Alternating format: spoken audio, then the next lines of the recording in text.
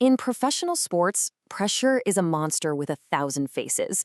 You've got the scoreboard ticking down, you've got the front office breathing down your neck, and sometimes the biggest crisis is brewing in the one place you're supposed to be safe, your own home. That right there, that's the head coach of the New England Patriots, Mike Vrabel. And, a statement like that is just the tip of a massive iceberg that's threatening one of the NFL's most legendary teams. So what is really going on here? Look, this isn't about a missed field goal or a bad play call. No, this is about a man's private life suddenly exploding into a very public crisis, and the fallout could seriously derail an entire team's future. So here's how fast this all happened. It starts with a few photos taken on March 28th. By April 7th, bam, the New York Post splashes them everywhere, showing Vrabel holding hands with NFL reporter Diana Russini. The story just blew up. By April 22nd, Vrabel himself is putting out a public statement, and now we know he's seeking counseling. It's just wild. A private moment becomes a public spectacle in just a few short weeks. And here is the immediate, real-world consequence. The guy in charge, he's going to be missing in action on one of the most critical days of the year for building his team for the future. So yeah, a personal crisis has now officially become a professional catastrophe for the entire Patriots organization. All right, so from the quiet, intense pressure of a personal crisis, we're about to plunge headfirst into the roaring fire of playoff performance, where things in both the NBA and the NHL are hitting a serious boiling point. That's Devin Booker, Phoenix Suns superstar, and he is not holding back. He's basically calling the officiating a complete joke, comparing it to pro wrestling. Now, for a player of his caliber to be that blunt, you know the pressure cooker is about to explode. And if you're wondering why he's so fired up, well, just look at this score. A 13-point beatdown at the hands of the Oklahoma City Thunder. Yeah, that'll do it.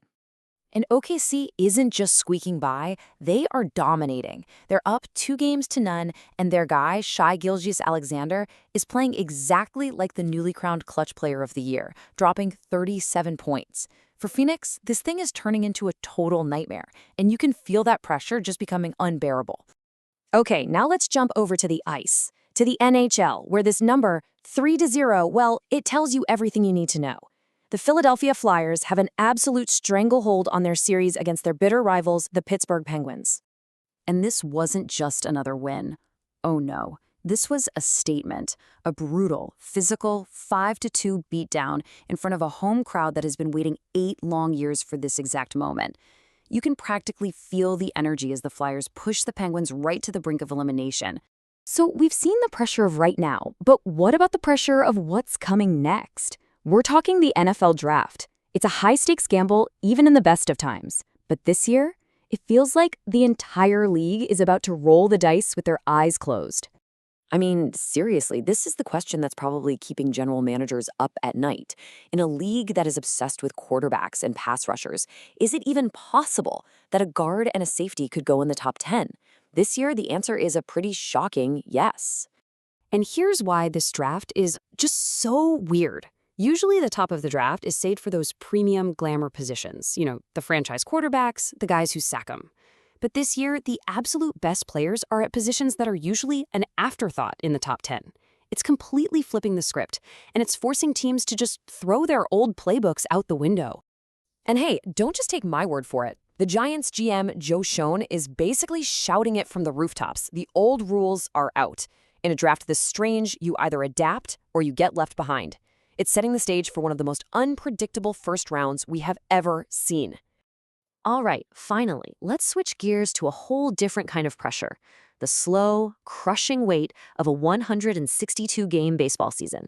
It is a true marathon of incredible highs and devastating lows.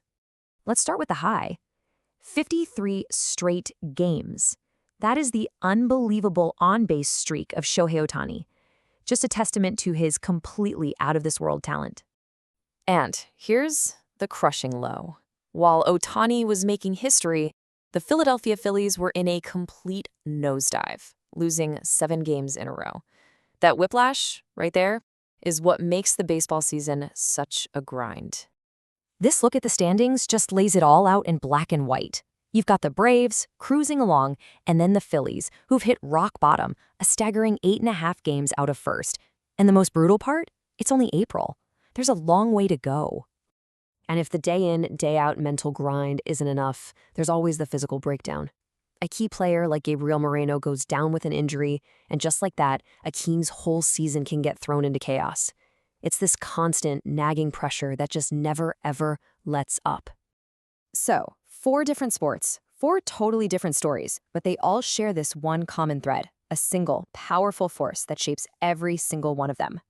Pressure. It's the weight of expectation, the burden of having to perform. It's this invisible force that forges champions, but it also breaks contenders. And honestly, it's the reason we just can't look away. And as we've seen, pressure wears a lot of different masks. You've got the personal pressure, like a public scandal. You've got the performance pressure of a do-or-die playoff game, the pressure of the future with a franchise-altering draft, and of course, the relentless pressure of the daily grind. So, I'll just leave you with this question. In this high-stakes world of pro sports, what do you think is the toughest pressure to overcome? Is it the one you read about in the headlines, the one you see on the scoreboard, or is it that quiet battle that's raging inside an athlete's own head? Let me know what you think in the comments.